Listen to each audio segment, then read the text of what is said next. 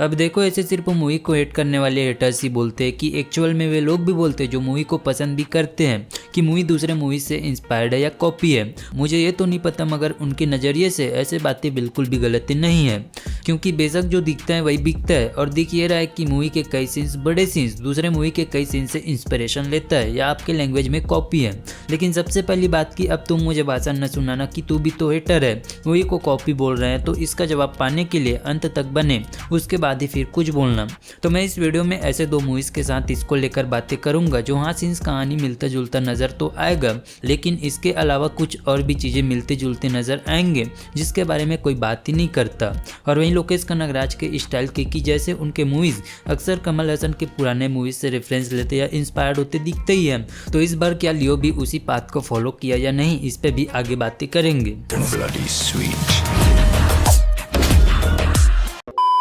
तो मार्केट में ये खबर तभी से फैलने लगी थी जब से इसके स्टोरी निकलने के बातें आने लगे थे कि मूवी की कहानी हॉलीवुड की हिस्ट्री ऑफ वायलेंस से मिलती है या कॉपी है, जिसे मैंने अभी तक देखा तो नहीं, मगर हाँ जो क्लिप्स मैंने देखे हैं वो उसकी कहानी बयां जरूर करती है कि जो मैंने देखे है वैसे लियो की कहानी भी नज़र आती है। इवन उन सीन्स को भी क्रिएट करना मूवी हिस्ट्री ऑफ वायलेंस से काफ़ी सिमिलर मिलते हैं, जो इसके कहानी को टोटली फ्रेश न होने का प्रमाण भी देता है। लेकिन वहीं ऐसा लोकेश कनगराज ने कब कहा कि उनकी मूवी की कहानी एकदम फ्रेश होती है? उन्होंने तो खुद ही कहा कि उनके मूवीज अक्सर दूसरे मूवीज से इंस्पायर्ड होती है। उनकी लियो भी राजा दी राजा से इंस्पायर्ड रहेगी, जो कि हाँ कुछ हद तक साफ नजर आता है, क्योंकि मैंने राजा दी राजा मूवी देखी है और मैं ये भी कह सकता हूँ कि राजा दी राजा मूवी का कॉन्सेप्ट भी हिस्ट्री ऑफ वायलेंस से रिजेंबल करता है। मतलब कि यहाँ पे सिर्फ लियो ही नहीं है जो हिस्ट्री ऑफ वायलेंस से कॉपी है, ऐसे तो कई और भी मूवीज है जो उससे इंस्पायर्ड है या कॉपी है। इसके बाद मूवी के सीन्स को बुलेट ट्रेन मूवी के सीन से कॉपी बताना, जो कि डेफिनेटली कॉपी है, इसे कोई भी झुटला नहीं सकता। जब ट्रेलर आया था तभी से इसका पता चल गया था, मगर मूवी में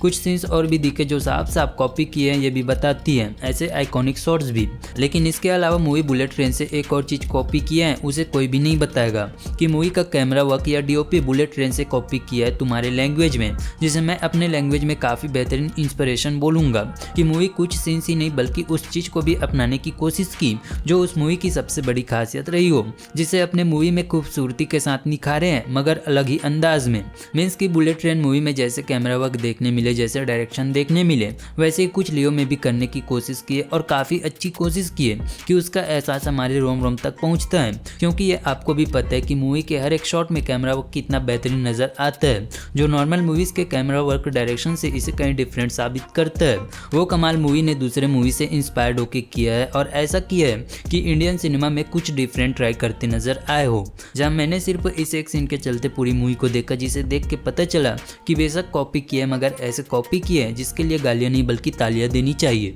क्योंकि हम पब्लिक को डिफरेंट और कैमरा डायरेक्शन के मामले में एक एक यूनिक शॉट से अवगत कराए हैं, जो कि मूवी के लिए एक्सपीरियंस काफी बेहतरीन छोड़ जाती है, जिसे मेरे नजरिए में वही लोग समझ सकते हैं जो मूवी के सीन्स को कॉपी कहने के बजाय ग्रेट इंस्पिरेशन भी कह सकते हैं। इसके बाद बात आता है मूवी का कमल हसन के मूवीज से रिजेंबल करना। तो लोकेश कनगराज हमेशा कहते आए हैं कि उनकी मूवीज में कमल हसन जी के मूवीज से रेफरेंसेस हल्की से नजर आएंगे ही, चाहे वे कितने डिफरेंट मूवीज बना ले, जो कि बेशक इसमें भी नजर आया है, कई बार नजर आया है। जैसे कि हैना का नाम सुब्रमणी रखना, जो कि 1982 के मुंदरम पिरई से कुत्ते के नाम पर रखना रहा था। पार्थिबन के वाइफ का नाम सत्या, जो कि 1988 के मूवी सत्या से होना था। एंडिंग में पिस्टल को हेरेलो दास के और पॉइंट और स्क्रॉल करना, जो कि मूवी सत्या से ही मिलना था। पार्थी और सत्या के कन्वर्सेशन के बीच चुम्मा चाटी करना, जो कि 1994 की महानदी से मिलना था। और जेल के दौरान बद्दर में एक और पार्थी तो दूसरी तरफ उनके साथियों का मिलना, जो कि महानदी से ही मिलता जुलता रहा था, जिसे आप कॉपी करने लगे तो नहीं ये लोकेश कनगराज द्वारा